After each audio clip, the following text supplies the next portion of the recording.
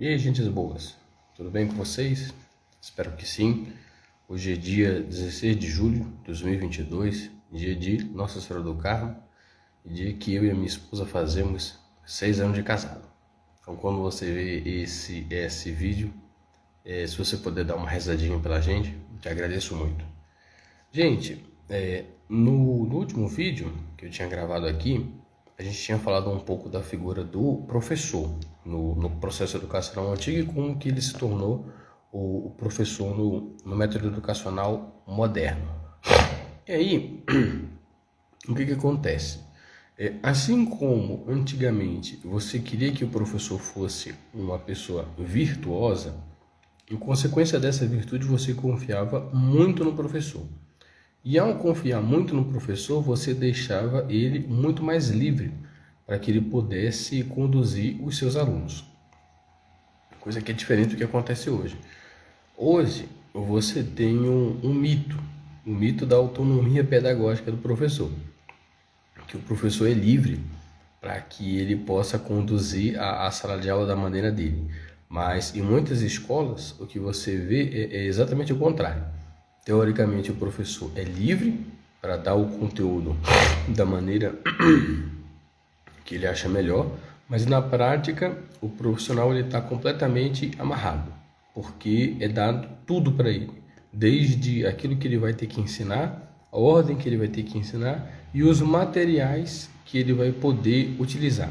O professor geralmente recebe um livro, que aquela instituição fez a opção pedagógica por aquele material, e o professor tem que seguir estritamente aquele material. Ele quase não tem liberdade de colocar algo a mais. Ele até teria, se ele fosse um super ser humano que conseguisse dar tempo de corrigir os 30, 40 cadernos que ele tem para corrigir dentro do material da disciplina dele, que já foi dado pela escola. Se ele conseguisse fazer alguma coisa a mais ali, ele até poderia. Mas se coloca tanta coisa presa para o professor, para ele ter que dar conta daquele material, que na prática, a não ser que ele seja um super-homem, uma super-mulher, é muito difícil, principalmente nas séries mais avançadas, que ele consiga colocar alguma coisa dele ali. E isso não acontece por acaso, isso aí não é resultado de uma série de, como direi, a causalidade não ficaria bom, né? Não é um resultado de uma série de coisas que foram acontecendo aleatoriamente. Isso aí foi uma opção. A educação moderna, ela não confia, ao contrário da educação que era praticada antes, ela não confia no professor. Essa que é a verdade. A educação moderna, na verdade, muitos aspectos da modernidade é você confiar cada vez menos no ser humano, falível e que sofre de oscilações de humor, de desempenho, etc. na vida dele, e você confiar cada vez mais no método. A modernidade ela é caracterizada por um método científico, um método de produção industrial, um método econômico, até um método religioso, de certa forma, dentro do catolicismo, extremamente amarrado. Todas as prescrições elas são colocadas ali com bastante rigidez, com bastante hierarquia, tudo é muito amarradinho e você não tem muitas opções de escolha dentro daquele universo. E existem várias razões para isso, mas dentro da educação, aqui eu queria destacar é que, ao contrário do sistema de educação anterior, em que para que você fosse mestre já se pressupõe a virtude do professor, no sistema de educação moderno, vou usar essa palavra porque abrange mais, né? No sistema de educação moderna, a virtude do professor é o que menos importa. Você não confia no elemento humano, você confia no método científico.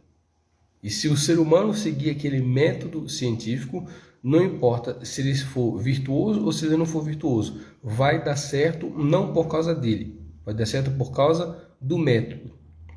Então você vê isso desde a linha de produção, na fábrica, com o Taylorismo, com o Fordismo, os métodos de produção que caracterizaram o início da industrialização massiva do mundo, e você vê isso também na escola.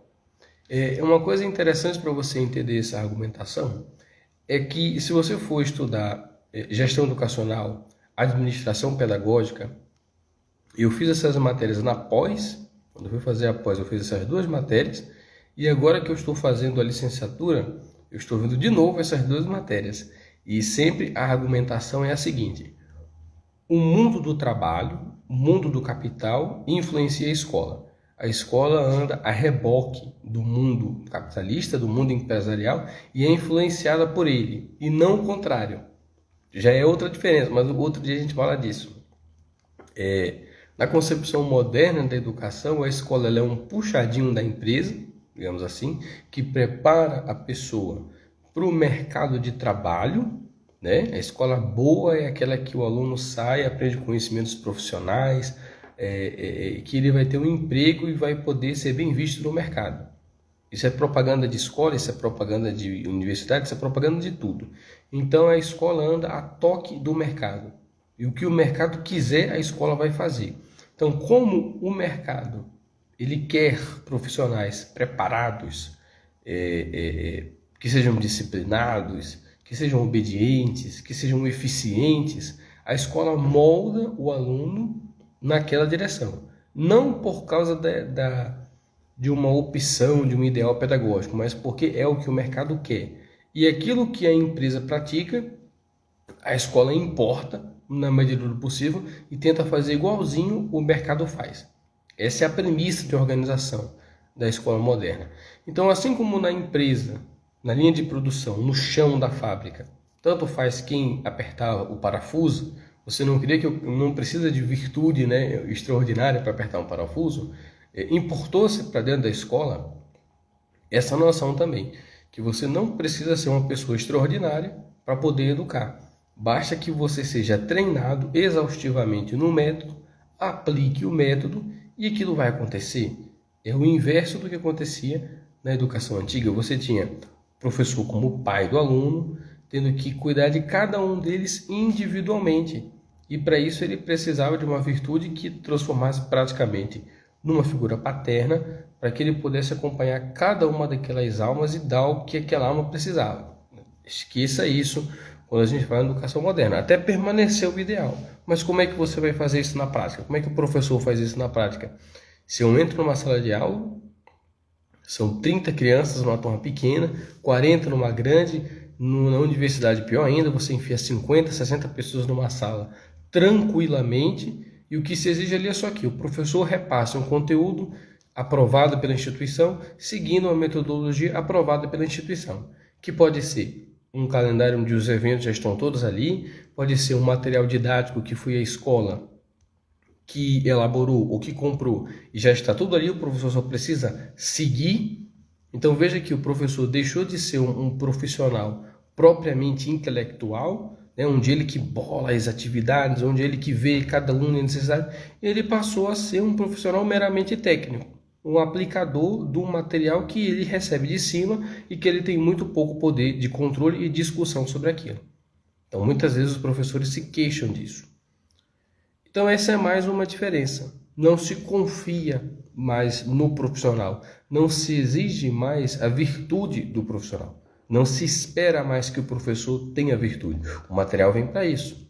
Vem para preencher a lacuna da virtude que não se espera que o professor tenha. Não se espera que o professor vá agir propriamente como um mestre, e sim como um mero profissional de repasse de conteúdo. Isso aí diminui grandemente a nobreza da profissão. O professor ele deixa de ser alguém que realmente ilumina o aluno, e você vai chegando em determinadas escolas pedagógicas que chegam a um absurdo tão grande que fala que o professor ele é um mero mediador entre o aluno e o ambiente. Na verdade, o professor propriamente não ensina mais nada. Ele simplesmente está ali para impedir que a criança se mate ou mate o coleguinha, enquanto ele descobre o mundo ao seu redor. Então, cada vez mais você vai vendo esse processo de esvaziamento da figura do professor, daquela figura nobre, se tornando cada vez mais praticamente que um capacho da própria criança, como se o conhecimento estivesse na criança e não no professor. Aí é o fim. Quando acontece isso, é o fim. Aí o profissional vai ficando, de fato, cada vez menos remunerado, cada vez menos motivado, cada vez mais substituível, como já há muitas pessoas que defendem que não, para com isso, tira o professor, bota o computador, bota a inteligência artificial, porque o que o computador faz, o professor faz também, mas é lógico, você eliminou o aspecto propriamente humano do ensino, de ver a necessidade de cada aluno como se ele fosse seu filho, de cultivar a virtude para que você possa ser visto como uma figura de excelência, que os alunos queiram imitar, que você mesmo cultive a prudência, para que você saiba o que fazer com cada aluno e como conduzir cada aluno em determinada situação. Você foi robotizado, tá? Pelas pedagogias que são praticadas atualmente. Não vai demorar muito para que o mesmo mercado que invadiu a escola e mudou a identidade da escola diga assim: já que o professor já virou um robô, tira o elemento humano que eu tenho que pagar um salário, bota um robô, bota 10 robôs que eu vou pagar só um cara para ficar dando manutenção neles. E assim a gente vai caminhando se algo não for feito. Esse vídeo aqui é mais curtinho, porque hoje é o aniversário do meu casamento, eu quero curtir com a minha esposa, só pra gente não abandonar vocês. Obrigado por quem assistiu, todo mundo ficar com Deus, não esquece de rezar pela gente. Beijo.